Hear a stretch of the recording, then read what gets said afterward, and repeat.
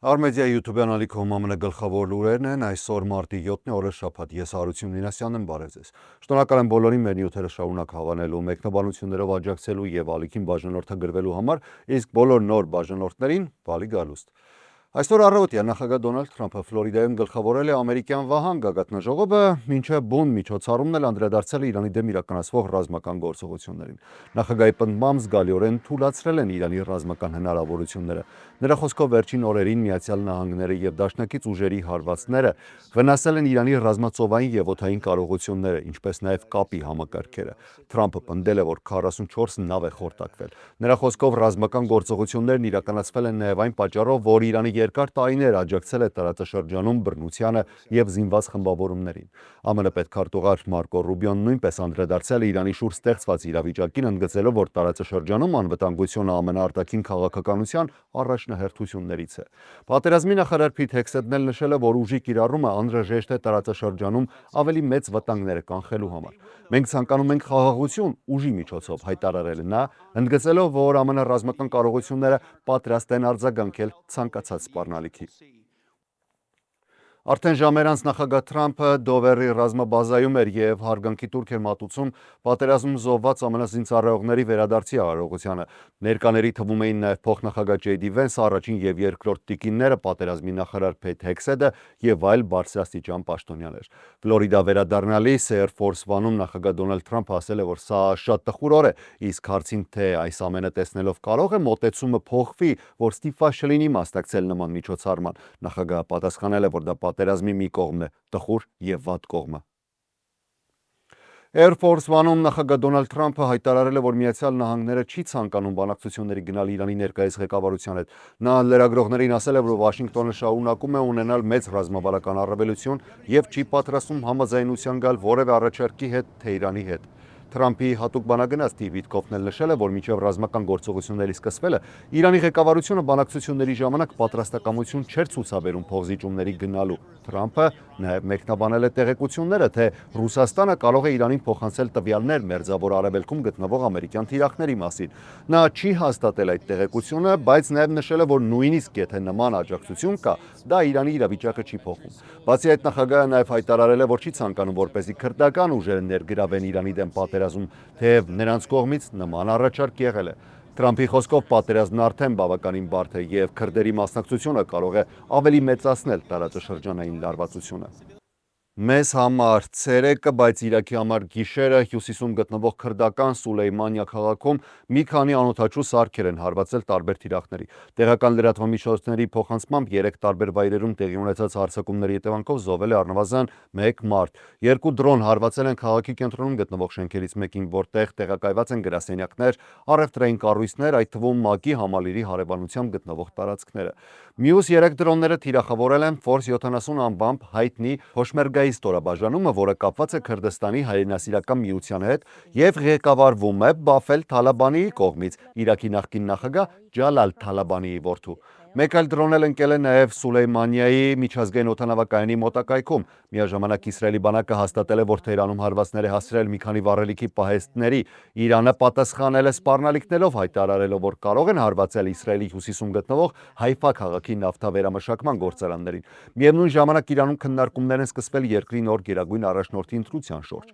սակայն դեռևս չի հայտարարվել, թե երբ այն կարող է տեղի ունենալ։ Շարունակվում է նաև վեճերը փետրվարի 28-ին Իրանում տեղի ունեցած դպրոցական պայթյունի շուրջ։ Պայթյունի հետևանքով զոհվել էր ավելի քան 165 մարդ, որոնց մեծ մասը երեխաներ էին։ Դոնալդ Թրամփը այսօր հայտարարել է, որ իր կարծիքով պայթյունի պատասխանատվությունը կրում է Իրանը։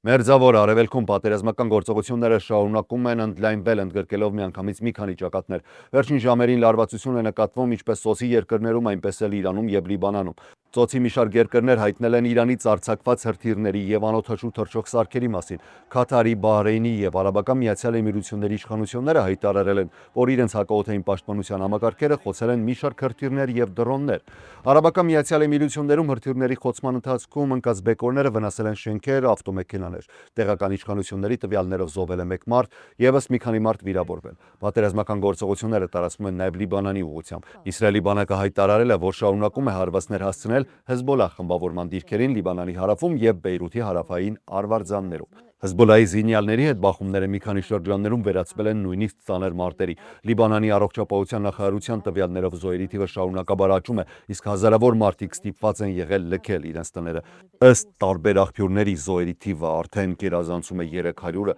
եւ 1000 ու ավելին էլ վիրավոր են։ Իսրայելի վարչապետ Բենյամին Նեթանյահուն հայտարարել է, որ Իրանի ղեկավարությունը երկար տարիներ սպառնացել է Իսրայելին եւ Միացյալ Նահանգներին ու ձգտել է ձեռք բերել միջուկային զենք։ Նա նշել է, որ Միացյալ Նահանգների նախագահ Թրամփը վաղուց էր զգուշացրել այդ վտանգի մասին։ Վարչապետը շնորհակալություն է հայտնել Թրամփին նրա պատմական առաջնորդության եւ ԱՄՆ-Իսրայել դաշինքի ամրապնդման համար։ Նեթանյահուի խոսքով ռազմական գործողություններն առաջին շաբաթում ոչնչացրել են Իրանի ռազմական եւ ռազմավարական մի շարք օբյեկտներ, ինչպես նաեւ վնասվել են միջուկային եւ հրթիռային ենթակառուցվածքները։ Նա նշել է, որ Իսրայելի եւ Միացյալ Նահանգների օդուժը գրեթե ամբողջությամբ վերահսկում է Իրանի օդային տարածքը։ Նեթանյահուն ուղերձ է եղել նաեւ Իրանի ժողովրդին, ասելով, որ Իսրայելի պայքարը ուղղված չէ նրանց դեմ։ Մենք չենք ցանկանում բաժանել Իրանը։ Մենք ցանկանում ենք ազատել այն բռնապետությունից եւ ապագայում խաղաղ հարաբերություններ ունենալ Իրանի ժողովրդի հետ, նշել է Իսրայելի վարչապետը։ Նրա խոսքով, եթե Իրանում տեղի ունենա փոփոխություններ, ապա հնարավոր է, որ ապագայում Իսրայելի եւ Իրանի հարաբերությունները վերականգնվեն։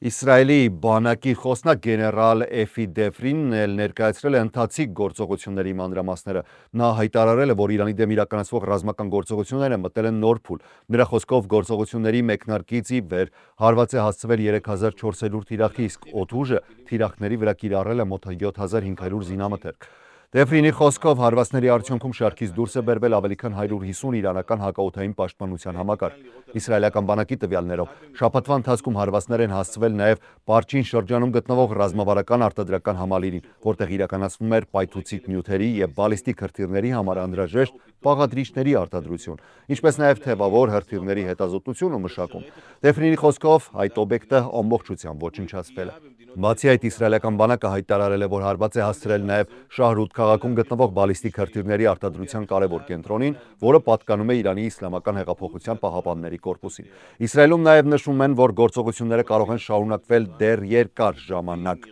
Իրանի նախագահ Մասուդ Փեզեշքյանը հանդես է եկել անսովոր հայտարարությամբ, ներողություն խնդրելով հարևան երկրներից այն հարվածների համար, որոնք հասել են Պարսից ծոցի որոշ պետությունների տարածք։ Իրանական Վանա լրատվամիջոցով տարածված հայտարարության մեջ Փեզեշքյանը նշել է, որ Իրանի զինված ուժերը նպատակ չեն ունեցել խախտել տարածաշրջանի երկրների սահմանները, սակայն ստիպված են եղել պաշտպանվել։ Միաժամանակ նա մերժել է Միացյալ Նահանգների նախագահ Դոնալդ Թրամփի պահանջը, որով Վաշինգտոնը կոչ էր անում Իրանին ընդունել անպայման կապիտուլյացիա։ Փեզեշքյանի խոսքով նման պահանջները անիրատեսական են։ Թրամփն իր հերթին սոցիալական ցանցերում արձագանքել է Իրանի նախագահի հայտարարությանը, այն ներկայացնելով որպես նահանջի նշան։ Նա նաև հայտարարել է, որ Իրանի դեմ ռազմական հարվածները կարող են շարունակվել եւ նույնիսկ ուժգնանալ։ Փեզեշքյանի հայտարարությունը քննադատության է արժանացել անգամ Իրանի ներսում։ Իրանում ազդեցիկ պահպանողական հոգեվարականներից մեկը այն անվանել է թույլ եւ անընդունելի դիրքորոշում։ Դրանից հետո նախագահի աշխատակազմը կրկին ընդգծել է, որ Իրանի զինված ուժերը կշարունակեն կոշտ պատասխան տալ տարածաշրջանում գտնվող ամերիկյան ռազմաբազաներից եկող հարվածներին։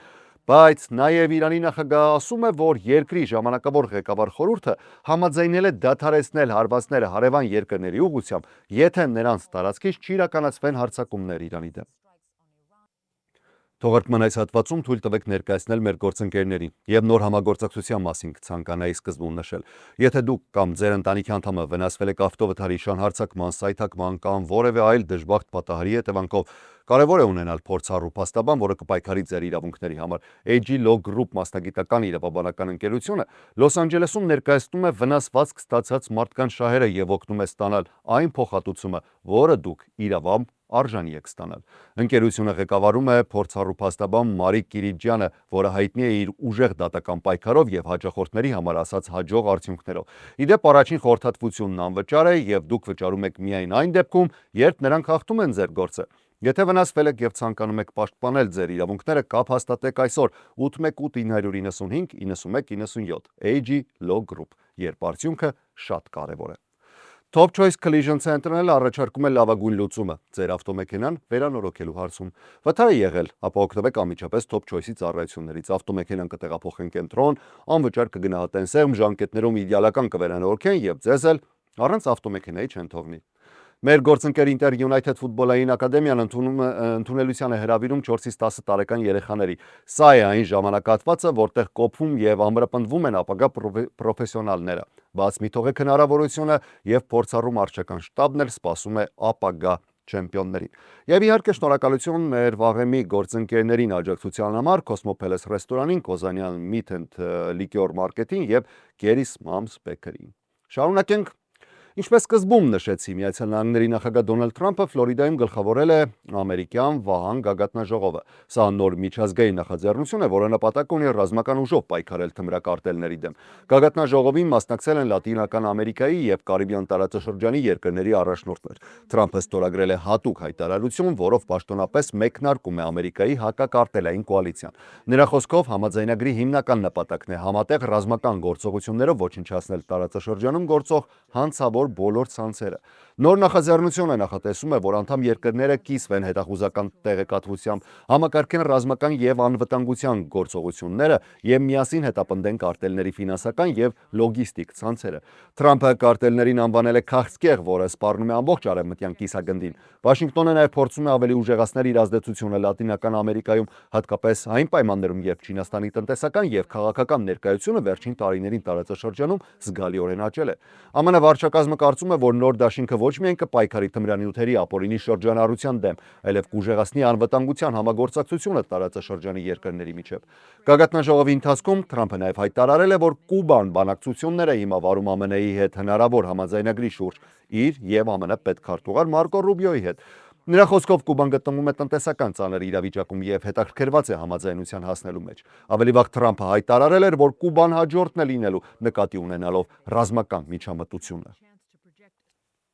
Պետքարտուղար Մարկո Ռուբիոն է ներկայացրել ամերիկյան վահանի դեսպանին, որը նախկին ներքին անվտանգության նախարար Քրիստի Նոեմն է։ Ռուբիոն նշել է, որ նախաձեռնությունը կենտրոնանալու է տարածաշրջանի անվտանգության վրա, սակայն այն նաև կներառի տնտեսական, էներգետիկ եւ առևտրային համագործակցության նոր հնարավորություններ։ Նրա խոսքով տնտեսական առաջընթացը հնարավոր չէ ապահովել առանց անվտանգության։ Նոեմն ըստ էության կլինի հատուկ ներկայացուցիչ արևմտյան կիսագնդի երկրների հետ համագործակցության համար։ Նախկին DHS քարտուղարը հայտարարել է, որ նոր նախաձեռնությունը նպատակ ունի ամրապնդել տարածաշրջանի երկրների ինքնիշխանությունը, անվտանգությունը եւ տնտեսական զարգացումը։ Նրա խոսքով համագործակցության հիմնական ուղղություններից մեկը լինելու է պայքարը միջազգային հանցավոր կազմակերպությունների եւ թմրանյութերի կարտելների դեմ, որոնք ըստ նրա լուրջ վտանգ են ներկայացնում տարածաշրջանի երկրների համար։ ԱՄՆ վարչակազմի ներկայացուցիչներն էլ նշել են, որ այս նախաձեռնությունը ամրապնդելու է տարածաշրջանի երկրների միջև համագործակցությունը եւ ստեղծելու է ավելի անվտանգ եւ կայուն միջավայր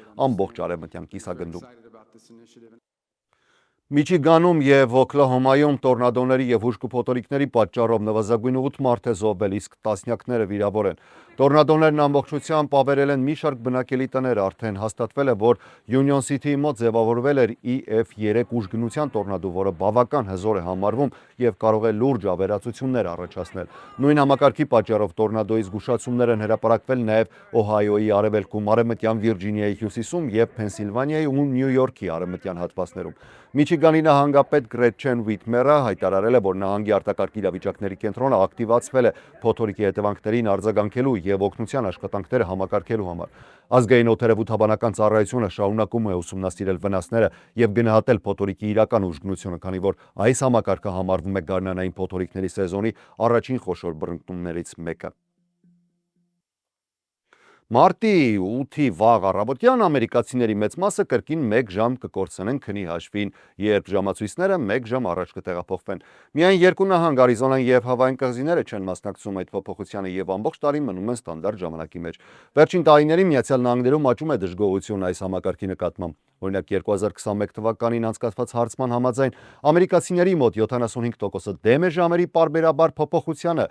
Մեկ այլ հարցման համաձայն 46%-ը ցանկանում է, որ ամբողջ տարին պահպանվի Daylight Saving Time-ը, այսինքն երեկոներ ավելի երկար լուսավոր մնան։ 33%-ը նախընտրում է մշտական ստանդարտ ժամանակ, իսկ 21%-ը պատրաստ է պահպանել գործող համակարգը։ Նախագահ Դոնալդ Թրամփը դեռևս 2025 թվականի ապրիլին էր հայտարարել, որ ցանկանում է համագործակցել հանրապետական կուսակցության հետ վերջ տալու ժամանակի փոփոխությանը։ Նա այդ համակարգը անվանել էր անհարմար եւ թանկ արժեցող երկրի համար։ Այդ ժամանակ Թրամփի մերձավոր խորհրդական Իլոն Մասկը նույնպես աջակցել էր գաղափարին, նշելով, որ մարդիկ ցանկանում են վերացնել այդ նյարդայնացնող փոփոխությունը։ Այս հարցը արդեն մի քանի անգամ քննարկվել է կոնգրեսում։ 2022 թվականին էլ Սենատը միաձայն ընդունել է Sunshine Protection Act կոչվող օրենքի նախագիծը, որը նախատեսում էր Daylight Saving Time-ը դարձնել մշտական։ Օրենքը ներկայացրել էր այն ժամանակ սենատոր Մարկո Ռուբիոն։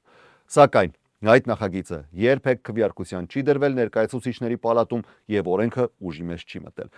Այժմ տարբեր նահանգներ տարբեր մոտեցումներ են առաջարկում։ Մի քանի նահանգ ցանկանում են ամբողջ տարին պահել Daylight Saving Time-ը, իսկ մի շարք այլ նահանգներում ցանկանում են մշտական դարձնել ստանդարտ ժամանակը։ Մասնագետները նշում են, որ ժամերի փոփոխությունը կարող է բացասաբար ազդել մարդկանց առողջության վրա։ Հետազոտությունները ցույց են տալիս, որ քնի 1 ժամ կորուստը խախտում է մարդու կենսաբանական ռիթմը եւ կարող է բարձրացնել սրտի կաթվածի, ինսուլտի եւ ճանապարհային պատահարների վտանգը։